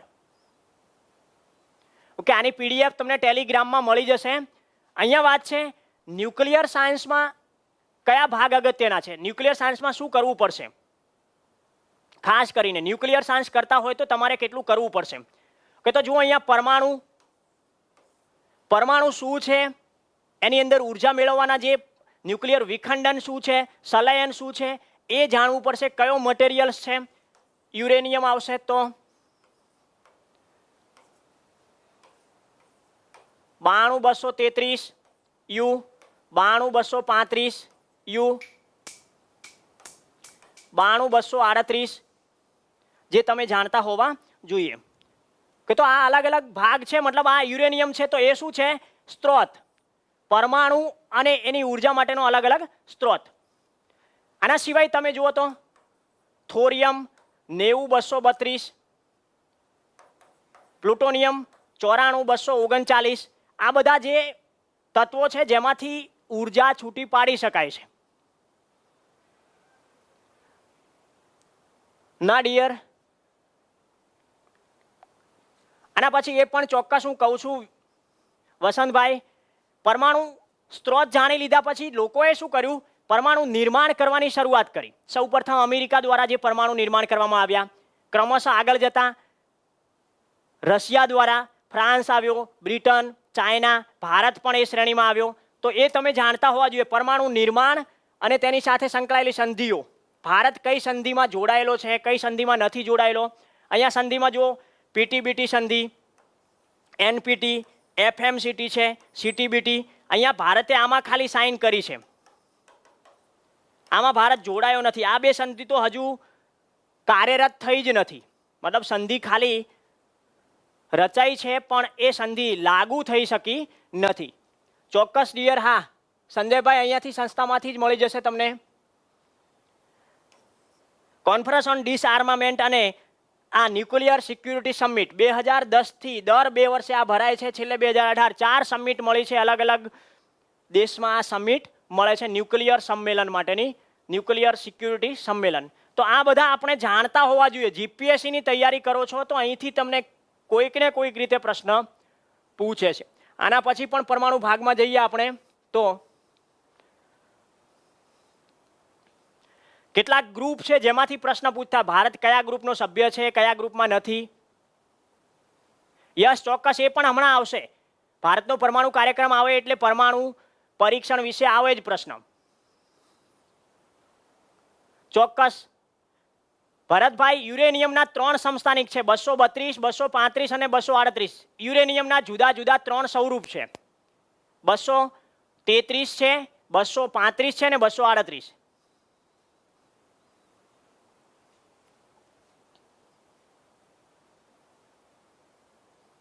છેલ્લા 4-5 મહિનાનું પર્વતભાઈ કરો તો બહુ ઇનફ છે. 6 મહિના સુધી મતલબ કરો, 6 મહિના સુધીનું લાસ્ટ. છેલ્લે આમ તો 3-1 મહિનાનું પૂછતા હોય છે, પણ એવું કંઈ કહી ના શકાય, 6 મહિના સુધીનું કરવું જોઈએ. જો અહીંયા ગ્રુપ છે તો NSG બહુ ચર્ચિત ગ્રુપ છે, ન્યુક્લિયર સિક્યુરિટી. આ ન્યુક્લિયર સપ્લાયર ગ્રુપ છે NSG, જેમાં કુલ 48 સભ્યો છે. ભારત આમાં સભ્ય થવા માટે સતત પ્રયત્ન કરે છે, પણ ચીન અને બીજા કેટલાક દેશો છે, બહુ ગણ્યા ગાંઠ્યા બહુ ઓછા દેશો છે, જેઓ સતત આમાં ભારતને એન્ટ્રી આપવા દેતા નથી. આના પછી MTCR missile technology control group, Australia group, Wassenaar group. તો આ 4 ગ્રુપમાંથી ભારત આમાં પણ સભ્ય છે, 35મું ઓસ્ટ્રેલિયા ગ્રુપમાં, 42મું અને વાસેનારમાં 43મો સભ્ય ભારત બનેલો છે. કે ભારત માત્ર આ ગ્રુપમાં સભ્ય નથી, કે તો એ ગ્રુપ શું છે, શાની સાથે સંકળાયેલો, ભારતને એમાં શું ફાયદો થશે, બધું જ છે. ચોક્કસ ગોહિલભાઈ. આના પછી ભારતનો જો પરમાણુ કાર્યક્રમ, હમણાં જ એક મિત્રએ પ્રશ્ન કર્યો હતો કે પરમાણુ પ્રશ્ન પૂછી શકે પરમાણુનો, તો હા, પરમાણુ કાર્યક્રમમાં પોખરણ 1, પોખરણ 2 બંને જાણતા હોય. ભારતે કઈ રીતે પરમાણુ નિર્માણ કરવાની શરૂઆત કરી છે એના વિશે. એના પછી ભારતનો પરમાણુ ઉર્જા કાર્યક્રમ. પરમાણુ ઉર્જામાં જુઓ, ભારતે શરૂઆત કરી ત્યારે ભારતના બોઇલિંગ વોટર રિએક્ટરો હતા. એના પછી ક્રમશઃ, હા અશ્વિનભાઈ, મળશે તમને ટેલિગ્રામ ચેનલ, સંસ્થાની જે ટેલિગ્રામ ચેનલ છે એમાં જ મળી જશે તમને. કે તો અહીંયા PHWR, FBR અને AHWR આ 3 અલગ અલગ કાર્યક્રમ છે. જો PHWR છે પ્રેશરાઇઝ હેવી વોટર રિએક્ટર, જેમાં ભારતે રિએક્ટર નિર્માણ કર્યું તો એના અંદરથી જે મટીરિયલ બચે છે અહીંયા આકૃતિમાં તમે દર્શાવ્યું છે. આ PHWR જે રિએક્ટર ચાલે છે એમાંથી આડ પેદાશમાં શું બને છે, પ્લુટોનિયમ. આ પ્લુટોનિયમ પાછો અહીંયા વપરાશે થોરિયમ સાથે, તો આડ પેદાશમાં થોરિયમ મળે છે અને પ્લુટોનિયમ અંદર પાછો ફરી વાપરી શકાય છે. આ ફૂલ ફેજમાં અત્યારે ચાલે છે. આનો માત્ર એક જ કલ્પકમમાં 500 મેગાવોટનો પ્લાન્ટ શરૂ કરવાનું સરકાર વિચારી રહી છે, અને આ આવનારા સમયનો પ્રોજેક્ટ છે. કારણ કે અહીંયા થોરિયમ છે અને થોરિયમ વિશ્વનો સૌથી વિશાળ જથ્થો, 1/4 ભાગ ભારત પાસે છે. એટલે ભારત વિચારે છે કે ભારતના જ મટીરિયલ્સ જે ભારતમાંથી ઉપલબ્ધ છે થોરિયમ, એમાંથી ઉર્જા મેળવી શકીએ. તો આવનારા સમયના પ્રોજેક્ટ હશે PHWR, FBR અને AHWR.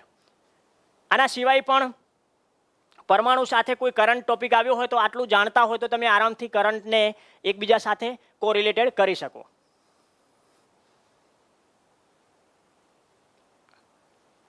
આના પછી જો કાયદા માટે સ્પેશિયલ, જે લોકો પોલીસ કોન્સ્ટેબલ કે PSI માટે કાયદો ખરીદવા માંગતા હોય તો સ્પેશિયલ હાર્દિક સરનું બેચ છે, જેમાં ઓલરેડી 30% ડિસ્કાઉન્ટ ચાલે છે. બાલા સરકારનો સ્પેશિયલ સાંસ્કૃતિક વારસાનો કોર્સ છે, ઓનલી સાંસ્કૃતિક વારસા માટે. જે લોકો ખરીદવા માંગતા હોય તો એ 799માં સંપૂર્ણ કોર્સ છે. આના પછી કેટલીક જ્ઞાન લાઈવ દ્વારા બીજી અલગ અલગ બેચો ચાલે છે, જેની અંદર ગુજરાત શિક્ષણ સેવા, ખાસ કરીને DPO, DEO, TPO જેવી પરીક્ષાઓ પાસ કરવા માંગતા વિદ્યાર્થી મિત્રો આ ખરીદી શકો છો. આના સિવાય સચિવાલય 108 ખાસ સ્પેશિયલ એક્સપ્રેસ સચિવાલય 108માં પણ અત્યારે એડમિશન ચાલુ છે. આના પછી રેલવે માટે NTPC, જે લોકો રેલવે ગ્રુપની પરીક્ષા આપતા હોય, ખાસ કરીને બેન્કિંગ પરીક્ષાઓ સાથે સંકળાયેલા છે, એવો લોકો આ કોર્સ પણ ખરીદી શકો છો. આના પછી નેક્સ્ટ આવશે બીજા પાર્ટ. મતલબ જો તમને પહેલાંય મેં કહ્યું છે, ખાસ કરીને સૌથી વધારે સ્પેસ ટેકનોલોજી, ડિફેન્સ અને ન્યુક્લિયર પર ધ્યાન આપશો. હવે વાત છે એનર્જી, ICT અને જનરલ સાયન્સ.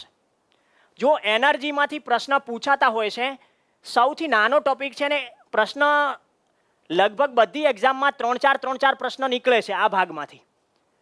પરમાણુ ઉર્જા એટલે કે ભારતમાં પરમાણુ ઉર્જાની મદદથી નવા રિએક્ટરો બન્યા હોય, સંશોધન રિએક્ટરો હોય, અપ્સરા છે. આના સિવાય સામાન્ય રીતે પૂર્ણિમા 1, 2, 3 છે, ધ્રુવ છે, જેવી અલગ અલગ પરમાણુ ભઠ્ઠીઓ છે. તો એના વિશે તમે સૌર ઉર્જા, ખાસ કરીને ઇન્ટરનેશનલ સોલર એલાયન્સ જે હરિયાણાના ગુરુગ્રામ ખાતે હેડક્વાર્ટર ધરાવે છે, તો એની સાથે કોઈ ચર્ચામાં વિન્ડ ફાર્મ સોલર ઉર્જા સાથે ભારતે પ્લાન્ટ નાખ્યો હોય તો એ યશ રાઠોડભાઈ,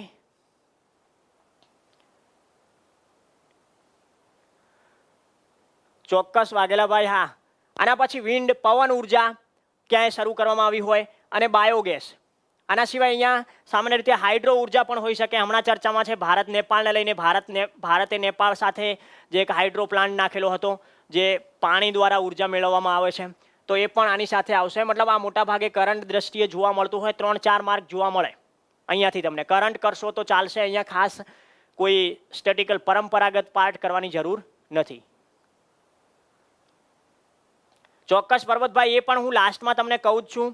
આઈસીટી આ પણ ખાસ કરીને 1-2, જો તમે જીપીએસસી 1-2 ની તૈયારી કરતા હોય, ક્લાસ 3 ની ડીવાયએસઓ નાયબ મામલતદાર કે એસટીઆઈ જેવી પરીક્ષા હોય તો આનામાં નથી. પણ અહીંયા ગુજરાત સરકારની ડિજિટલ સેવાઓ, ખાસ કરીને તમે સ્વાગત ઓનલાઈન જુઓ છો તો એક પ્રકારનો આઈસીટી જ છે. આગળ આપણે જોયું તો આરોગ્ય સેતુ એપ છે તો એક આઈસીટી જ છે. ભીમ એપ છે જે નાણાં ટ્રાન્સફર કરવાની, તો એ આઈસીટી જ છે એક પ્રકારનું. કે તો અહીંયા ખાસ કરીને શું કરવાનું, કરંટ.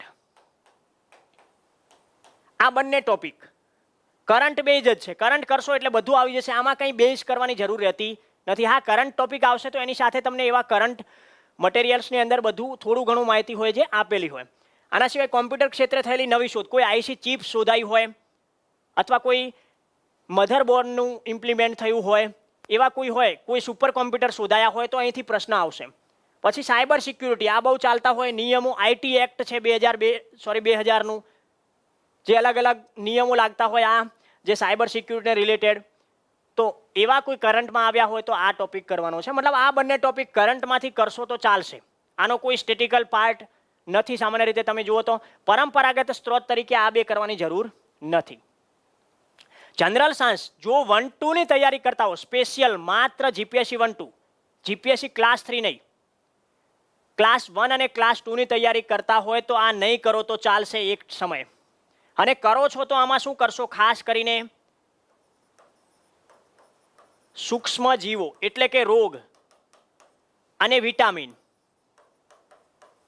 આના સિવાય અંતઃસ્ત્રાવ,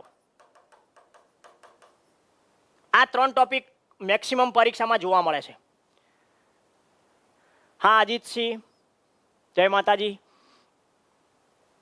ઓકે, આના સિવાય તમે આ જીવ વિજ્ઞાનની વાત છે, બાયોલોજી ક્લાસ 1-2 ની તૈયારી કરો છો તો એક સમય બાયોલોજી જનરલ સાયન્સ સ્કીપ કરશો તો ચાલશે. પણ જો તમે એસટીઆઈ, ડીવાયએસઓ કે નાયબ મામલતદારની તૈયારી કરો છો તો મિત્રો જનરલ સાયન્સ થોડું કરવું પડશે. કારણ કે એમાં 7-8 માર્કનું પૂછે છે, ઘણી વખત 10 માર્ક સુધી પૂછી લે છે, તો ખાસ કરવું પડશે. કે તો આ જનરલ સાયન્સની અંદર તમે ફિઝિક્સમાં છે તો અમુક યુનિટ કરી દો, પ્રકાશ ટોપિક છે, ધ્વનિ ટોપિક છે, અરીસો લેન્સ જેવા ટોપિક છે, એ ખાસ કરવો પડશે. હા, પીઆઈની પરીક્ષામાં તૈયારી કરતા હો તો ક્લાસ 2 જ છે, એમાં ખાસ જનરલ સાયન્સ ઉપર તમે ધ્યાન નહીં આપો તો ચાલશે. બહુ ઓછું પૂછે છે, 2-4 માર્કનું, ને એ તમે થોડું ઘણું સાયન્સ જાણતા હોય તો તમને પ્રશ્નનો જવાબ મળી જાય છે. અને કરો છો તો કદાચ થોડું ઘણું તમે કરો છો તો કયા ટોપિક કરશો, સૂક્ષ્મજીવ, વિટામિન, અંતઃસ્ત્રાવ. આના સિવાય ભૌતિક વિજ્ઞાનમાંથી થોડું ઘણું તૈયાર કરો, જેની અંદર તમે જોશો તો ધ્વનિ ટોપિક છે, લેન્સ છે, અરીસો છે, પ્રકાશ છે. આ ટોપિક કરો એટલે બહુ થઈ ગયું. યસ રાજ ગોયલભાઈ, પીઆઈ માટે, પીઆઈ અને 1-2 માટે સામાન્ય રીતે ક્લાસ 1-2 જેને હું કહું છું, જનરલ સાયન્સનું મહત્વ ઓછું છે, ક્લાસ 3માં બહુ મહત્વ છે. યસ ચોક્કસ ચાલુ જ છે રોનકભાઈ, આગળની જે બેચો છે એમાં ઓલરેડી આપણું ચાલુ જ છે. કે તો અહીંયા જે રસાયણ શાસ્ત્ર છે એની અંદરથી ખાસ કરીને આવર્ત કોષ્ટક, તત્વો વિશે થોડીક માહિતી, 2-3 ટોપિક, પરમાણુ નમૂનો શું છે, એવા ટોપિક કરો છો તો યોગ્ય છે.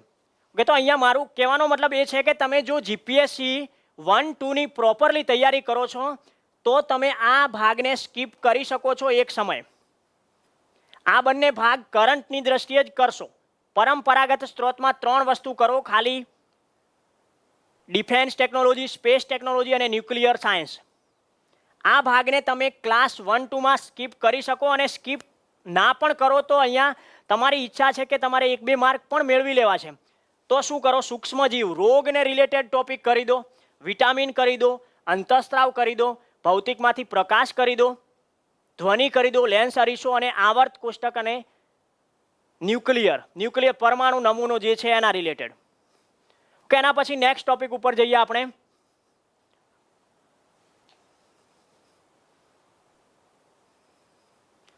એના પછી આવે છે બાયોટેકનોલોજી. આ ભાગ ખાસ કરીને આ બંને ટોપિક ઓનલી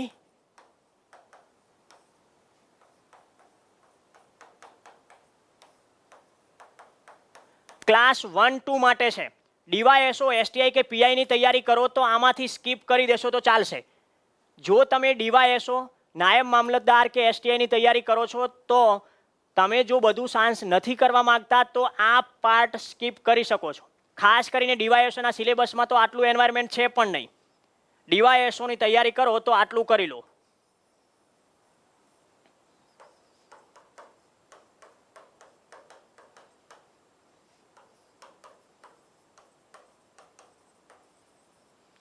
આ ટોપિક એક કરી લો ખાલી, બાકી સ્પેશિયલી ક્લાસ 1-2 માટે આ ટોપિક જુઓ. બાયોટેકનોલોજી છે ક્લાસ 1-2 માં 3 થી 5 માર્ક સુધી પહોંચી જાય છે ઘણી વખત અલગ અલગ, જેમાં માનવ આનુવંશિકતા છે, જીન જે છે મનુષ્ય જીન, એની અંદર જે અલગ અલગ ટેકનોલોજીનો ઉપયોગ થાય છે. ચોક્કસ વાઘેલાભાઈ, થેન્ક યુ. આના પછી ડીએનએ, ફિંગરપ્રિન્ટ જે ઓલરેડી ફોરેન્સિકમાં બહુ ઉપયોગ થાય છે. પેટન્ટ બાયોટેકનોલોજી, આનો પણ બહુ ઉપયોગ થાય છે. પેટન્ટ બાયોટેકનોલોજીના જે નિર્માણ કરો છો એની પેટન્ટ વિશેની વાત છે. ક્લોનિંગ, જેને આપણે શું કહીએ છીએ, કલમ કરવી, અથવા આપણે સામાન્ય રીતે કહીએ તો સંકરણ, જુદી જુદી જે જાત હોય એ પ્રકારની, મનુષ્યમાં પણ એ પ્રકારે, પ્રાણીમાં અને વનસ્પતિમાં અલગ અલગ, જે એક વનસ્પતિમાંથી બીજા અલગ અલગ વસ્તુ મેળવી શકાય. આના પછી માનવ સ્ટેમ સેલ, આપણા શરીરના એક ભાગ ઉપરની ત્વચા ખરાબ થઈ હોય તો બીજા ભાગની ત્વચા લઈ અને આ ભાગ ઉપર એ જે ખરાબ થયેલું છે એ દૂર કરી શકાય, જેને સ્ટેમ સેલ થેરાપી કહેવાય છે. તો આ બાયોટેકનોલોજી ખાસ કરીને 1-2 માટે કરો. જો તમે સ્કીપ કરવા માંગો છો તો 1-2 ની તૈયારી કરતા હોય તો આ ટોપિકમાં કરશો, જેમાં કરંટ રિલેટેડ બહુ ઓછું હોય છે, પણ એક વખત એ બેઝિક સમજવું જરૂરી છે.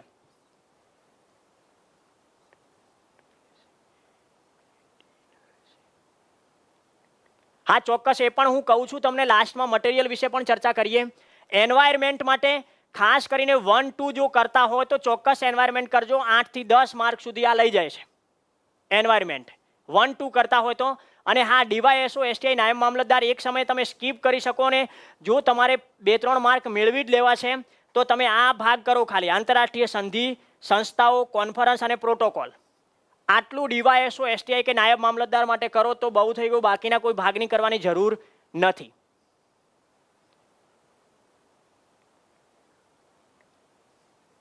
હા ચોક્કસ વૈભવભાઈ, એ હું તમને કહું જ છું કે તો આ વાત છે આપણા સાયન્સ ટેકની. કુલ 5-6 ભાગ છે. સૌથી વધારે મહત્વ કોને આપશો? સ્પેસ, ડિફેન્સ અને ન્યુક્લિયર.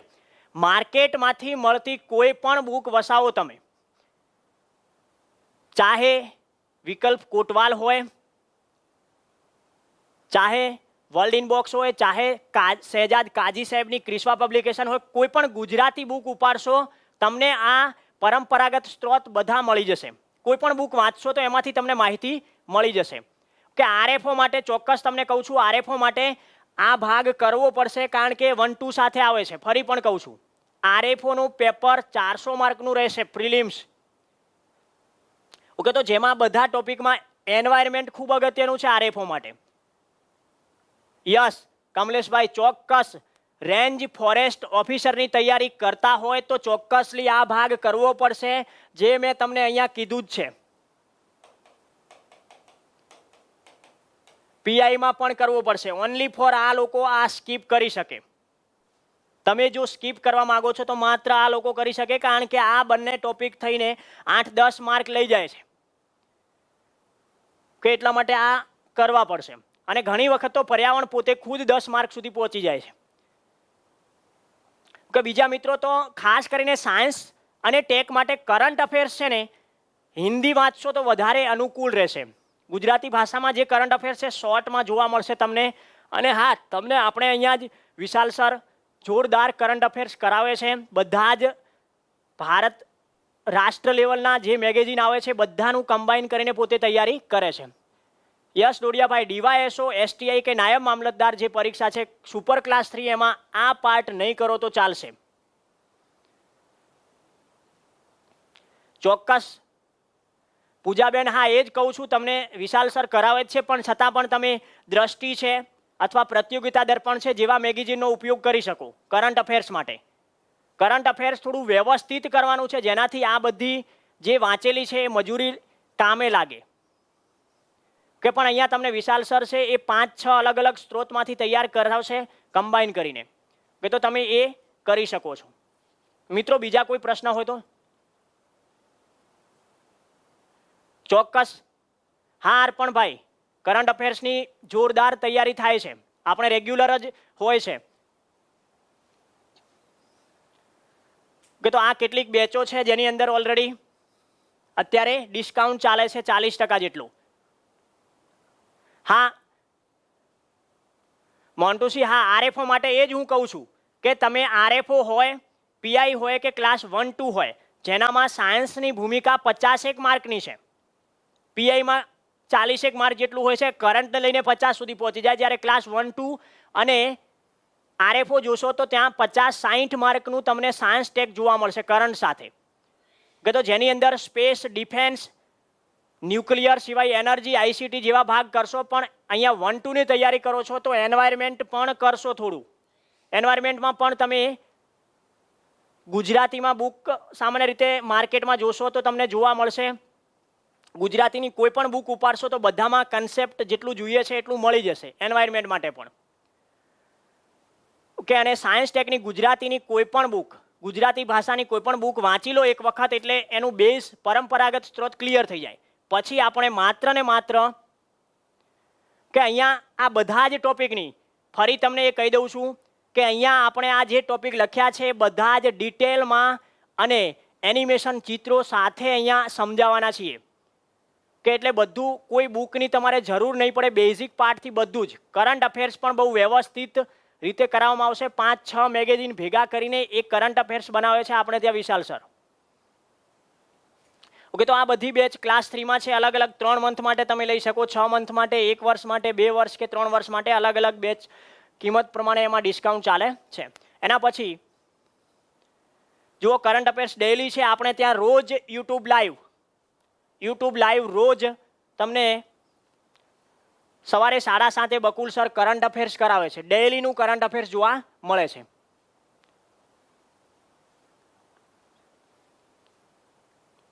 હા ચોક્કસ પૂજાબેન કરી શકો.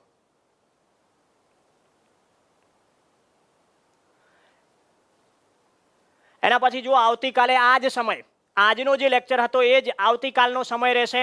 આવતીકાલે તરલ સર તમને મેથ્સ વિશે, મેથ્સમાં જીપીએસસીમાં શું રણનીતિ હોવી જોઈએ, મતલબ થોડા શોર્ટ સમયમાં કઈ રીતે મેથ્સ કેલ્ક્યુલેટ કરી શકાય, અમુક સબ્જેક્ટ સારી રીતે તૈયારી કરો છો તો પ્રિલિમ્સ કવર કરવા માટે અમુક સબ્જેક્ટ વ્યવસ્થિત કરો તો થઈ જાય.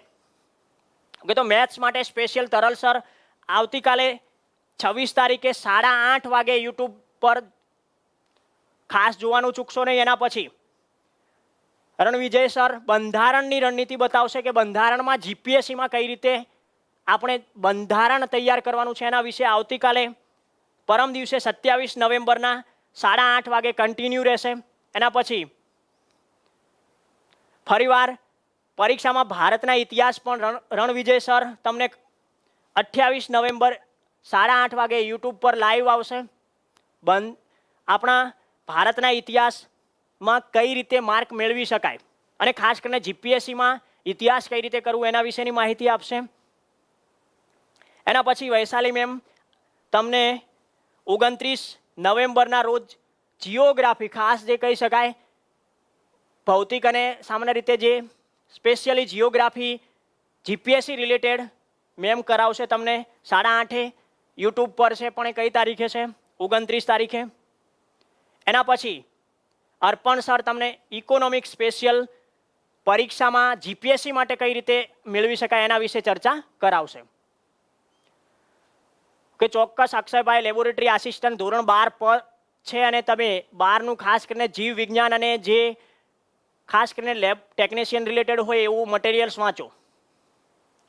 ઓકે, બુક માટે હું તમને ફરી કહું છું, સ્પેશિયલી ગુજરાતી ભાષાની કોઈ પણ બુક વાંચો તમે સાયન્સ ટેક માટે, બેઝિક કન્સેપ્ટ તૈયાર કરવા માટે, બાકી બધું કરંટમાં જ કરવાનું છે.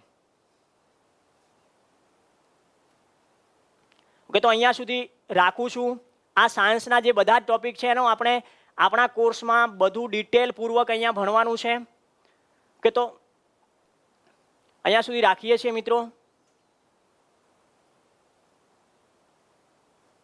યસ શ્રીમદભાઈ.